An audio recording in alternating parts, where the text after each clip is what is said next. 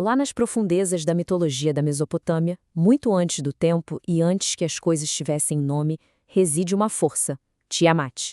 Muitos, hoje em dia, conhecem ela só como um monstro do caos, um dragão a ser vencido. Mas a gente vai mergulhar mais fundo para descobrir a verdade dela.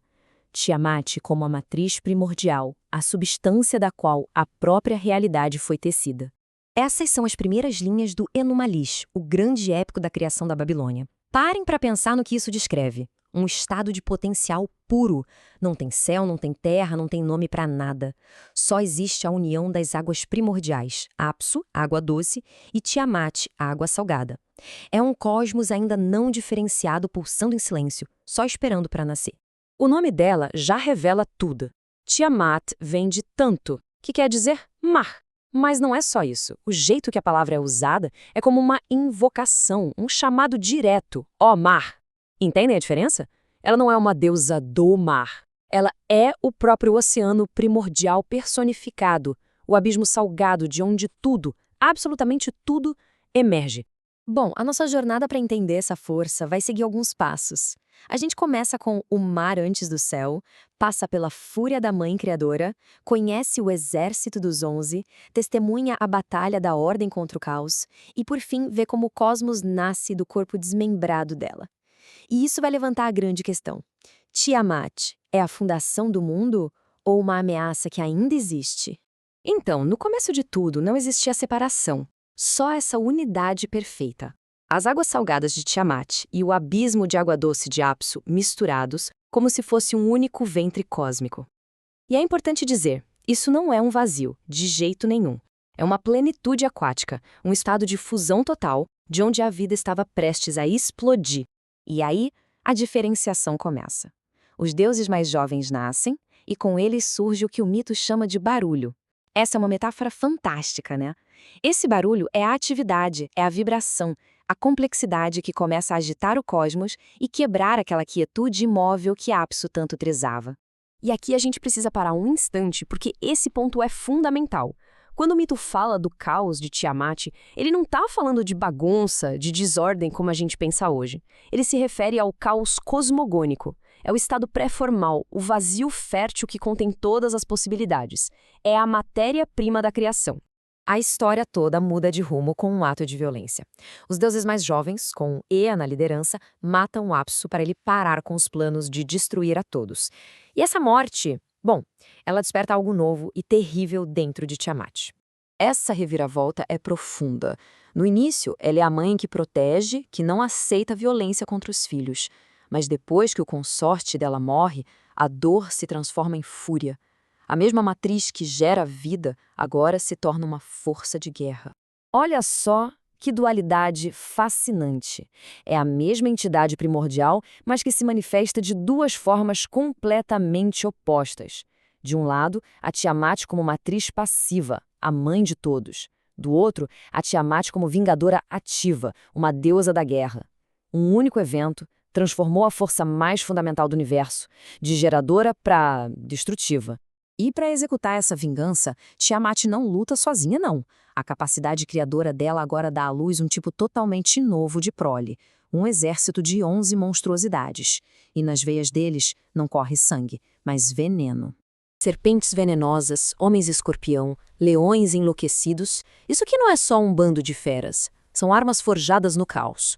São literalmente manifestações físicas da fúria de Tiamat, criados com um só objetivo: desfazer a ordem que mal tinha começado a nascer. Para liderar esse exército, Tiamat escolhe um novo consorte, Kingu, e para consolidar o poder dele, ela entrega a Tábua dos Destinos. Isso aqui é a aposta mais alta possível. É o controle sobre a própria estrutura da realidade. Quem tem a tábua governa o universo. Ponto final. Para os deuses mais jovens, a situação é desesperadora. O exército de Tiamat parece invencível e, para piorar, Kingu tem a autoridade suprema nas mãos. O pânico toma conta, até que um novo campeão decide se apresentar. No meio do medo generalizado, Marduk enxerga uma oportunidade política. Ele se oferece para lutar, claro, mas com uma condição. Se ele vencer, ele terá soberania total sobre todos os outros deuses. A batalha, então, deixa de ser só sobre sobrevivência. passa a ser sobre a fundação de uma nova hierarquia cósmica, uma hierarquia permanente. A preparação do Marduk é toda estratégica. Ele não vai na força bruta, ele usa a inteligência, a ordem, a rede para prender, os ventos para controlar. É a ordem se preparando metodicamente para domar a potência primordial do caos. E a batalha começa. Tiamat, consumida pela raiva, abre sua boca gigantesca para devorar Marduk. E era exatamente isso que ele estava esperando.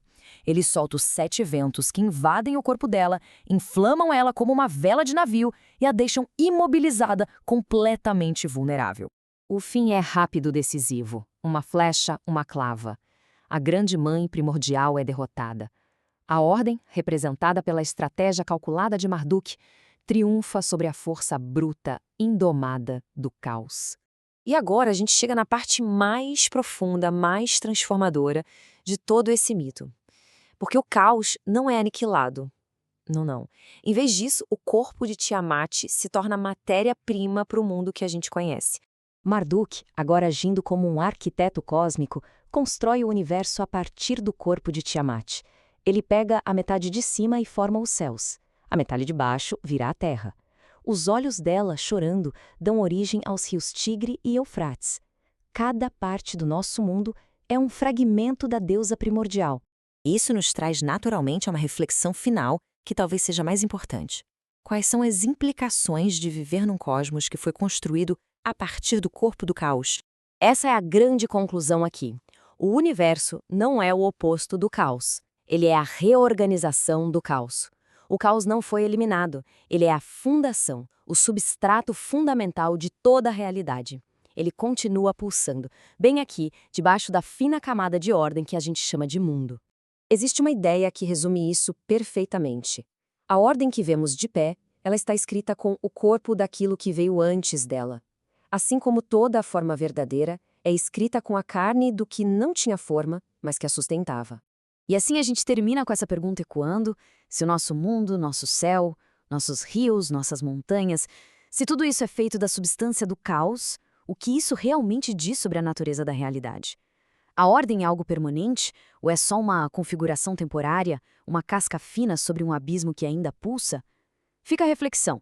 E obrigado pela companhia nessa jornada.